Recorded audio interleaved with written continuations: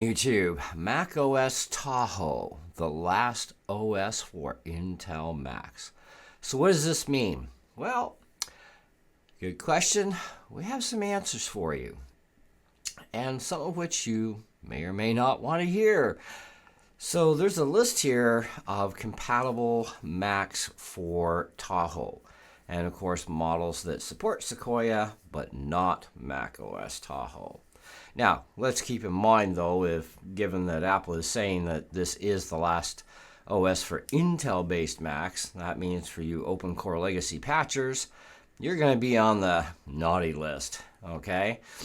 So you will be able to likely still use open core legacy patcher and run Tahoe on your unsupported Intel Mac. And that is going to be fine, okay? However, what's planned for the next Mac OS 27, or, well, it'll be like 2027 for us, right? So Mac OS 27 is no Intel support whatsoever. Now, what does this mean in actual breakdown layman's terms? Well, that means no open core legacy patcher. At that point, the OS will be pure Apple Silicon only Macs and no Intel Mac support whatsoever, which means Open Core Legacy Patcher is not going to be able to be helpful for you when you've got an operating system that is only specifically designed and accelerated only for Apple Silicon. Now, probably more than a year ago, I did a little bit of research myself on the internet because of Rosetta. And for some reason, I heard through the grapevine somewhere that Rosetta was being cut off. And so I looked into it, I researched it, and yeah, in 2026, it turns out, that is when Apple is planning on dropping Rosetta. And Rosetta is what we use right now on Apple Silicon Macs to run Intel Mac-based software, okay? And one of those is Minecraft, the Java edition. So Microsoft's got a little bit of time because they now own Minecraft. They have a little bit of time now that they could easily revamp Minecraft for all of us to be able to continue to run, but on Apple Silicon, okay? Which means it will not be able to run on an Intel-based Mac anymore. And that's kind of just the way it goes. Whether or not that is going to take place, I don't know. I'm kind of hoping it does, though, because I kind of enjoy playing Minecraft even on my Apple Silicon Mac now. And I know for a fact that, when I fired up this new MacBook Air, one of the first programs I fired up was Minecraft. And what did it want? Rosetta install. Okay, so far nothing's been done, which surprises me because, well, Apple Silicon has been out for, 4 or 5 years, right? So since late 2020. And they've had a lot of time to revamp the program for Apple Silicon, which, yes, it is Apple Silicon compatible as far as, the Rosetta thing goes. But what about pure Apple Silicon operating system? That we don't know because we don't have one. And that's the thing that kind of throws some people off, right? And it's like, yeah, but if Sequoia, okay, or Ventura even, Monterey, okay, which have all been out since Apple Silicon, if they were Apple Silicon OSs pure, well, they wouldn't have Rosetta or the capability, one would think. But they do have this capability. But even Tahoe is going to be the last Rosetta supported OS. Something that Apple apparently, I guess, failed to mention at their recent little do there the other day. I watch Mr. Macintosh channel from time to time and a few other dedicated Mac channels, and even he didn't mention that, and which actually surprised me because he's a very knowledgeable guy. And but then again, if Apple didn't mention it, nobody's aware of it, right? Well, it was made aware to us a long time ago that 2026 will be the cutoff of Rosetta, okay? And now we have the news down the pipe that macOS Tahoe is now the last supported OS for any of the Intel Macs that Apple wants to do one last run with. So the other concern is that was brought up even by Mr. Macintosh was a question everybody would have. What about security updates? Are we still going to get our usual 2 years of that? Possibility exists. It is possible.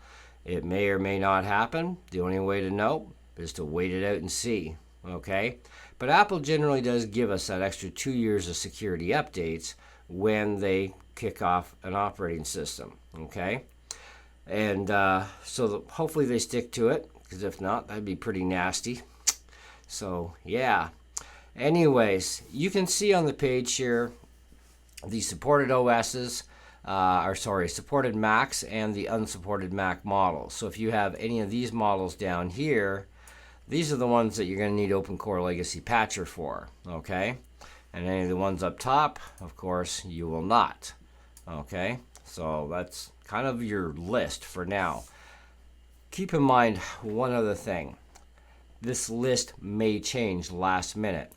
If many of you remember, Apple pulled this little stunt not that long ago where they'd come out with a complete list, and then all of a sudden at the last minute they said, "Oh, no, so we're sorry, we got to cut these ones out too." So too bad for you. All right. So a few other machines met the burner and became on the unsupported list, but that didn't matter when you have Open Core Legacy Patcher. And that's where the concern comes in with that program, okay? Because if this truly is, which it is, the very last Intel-supported capable OS, that means that Mac OS 27 will not have Rosetta, okay? Which means even a lot of my programs I currently have on my computer are not going to run again. And that is going to really cheese me, and it should cheese you a bit too. Like especially my games, for example. Okay, I have a lot of games that are, they need Rosetta, and then I have my Polytol porting toolkit, where I take PC games and I convert them to run on the Mac. All right, they're likely not going to run either. In fact, I've already lost access to a few of them already, just with going into this MacBook Air M4, because I no longer have the supported screen resolutions in order to run those games, where on my Mac Mini on Sequoia I can still run those games. So the resolution capabilities of the 15-inch MacBook Air M4, well, it doesn't have that resolution capability, so now the games don't want to run, which kind of really gets on me because I kind of really enjoy those games, right? But surprise, surprise, I have a couple of games that you would think would not run, okay? Yet they do. One is Unreal Tournament 2004, which is older than the dogs, and of course the original Unreal Tournament, okay? They run where, San Andreas, for example, does not run. When we got the Sequoia update, even on my Mac Mini, previous to Sequoia, I was able to run, Vice City. And since Sequoia, Vice City doesn't support the resolution, even on my Mac Mini. That really sucks, because Vice City is kind of fun too, But keep in mind, these are programs that were converted to run on the Mac via Polytol porting toolkit. But that shouldn't matter. It's the fact that the OS is also cutting off resolutions. So I'm like, this is just getting really stupid, you know that? Like, I'm playing freaking Windows 7 and XP games on a freaking brand new gaming class laptop. Like, and yet I lose out on, even the same games on the Mac side because I converted them because of a little OS update. I mean, come on. How babyish can Apple get? Well, apparently pretty babyish. And you can't run this no more. So sorry for your losses. Not. Anyway. So, with that being said, I am going to stay diehard PC when it comes to gaming, I guess. But they're making the Mac more and more useless for our older games. Which also, again, is no big surprise. We've seen that happen over the years anyways, where, got a new OS update, sorry, no longer compatible with your computer. right? And it wasn't about a screen resolution. It's just it doesn't fire up. You get a big circle with a slice through it, kind of like a no smoking sign. And yeah, that's it. Game over. You're not playing that game no more. Sorry, slap you in the hand. Bad for you. So backdate your OS and play it again, right? But you can only do that for so long.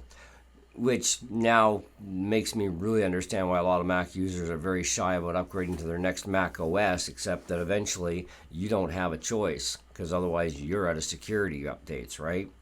So if you want to keep things going as stable for as long as possible, of course, then you're going to have to keep running that OS even once it has dropped off support until there is no longer any security. Which, it kind of makes me think, if I want to go back and play these games that I've already lost now, the only viable solution for that would be, especially the ones that are Mac only, they're not PC, I would have to fire up my Mac Mini again. But I'm trying to sell the thing, right? Because I don't need two Macs. But apparently, if I want to do that, I'm going to need two Macs, and I'm going to need my PC on top of that, which means I need 3 computers. And it's like, that's not fair to us, especially as users, right? Anyway, we'll do our best to keep you informed on more stuff that's going on. Luke Miani, if you watch his channel, he's got a bit of a preview video of the new macOS Tahoe that he's shown us and some of the new features, and it's kind of really interesting. It's different. It'll be nice to see it up and running, personally, because seeing it on a video is one thing. Actually experiencing the new OS and all its little tweaks, it looks like it's pretty neat, but neat doesn't mean functional either, right? So we'll see how much more stuff we lose out with Tahoe, because yeah, the list is dwindling for my gaming on my Mac, and I'll be damned if I'm going to have to deal with only the App Store, So, because, yeah, that day comes, and I think I'll pretty much be done at that point, at least for buying new Macs. I'll just keep running mine until it dies for good. Mainly I use a Mac for music production and my YouTube channel. But you know what? I can do video editing on a PC just fine. It works, but my biggest problem is audio. There's just nothing out there that's even comparable to GarageBand and Logic that even tweaks my berries at all. And they're very frustrating programs, and they do end up with a lot of issues that we never see happening otherwise. We do get our issues, but not like what's out there on other software for music production.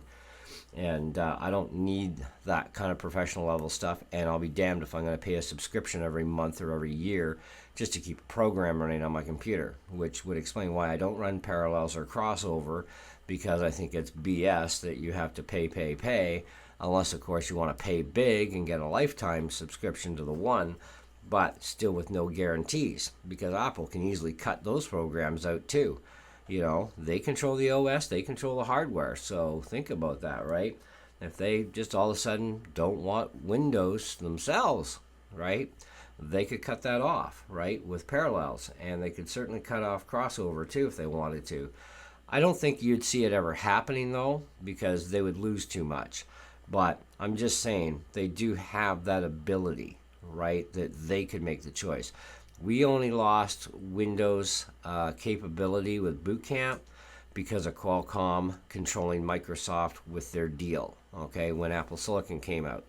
If it wasn't for Qualcomm and that arrangement they had with Microsoft, we would still be running Boot Camp with Windows on our Macs, and we would still be very happy, and we would have the fastest, baddest-ass PCs on the planet by doing that. And that's something that they couldn't risk even at Microsoft. So, because, let's just face it, nobody right now in the PC world is doing ARM machines all that great, compared to Apple. So, anyway, that's what I got for you guys. Let me know what you think in the comments below, as per usual. And we'll catch you on the next video. So, see ya.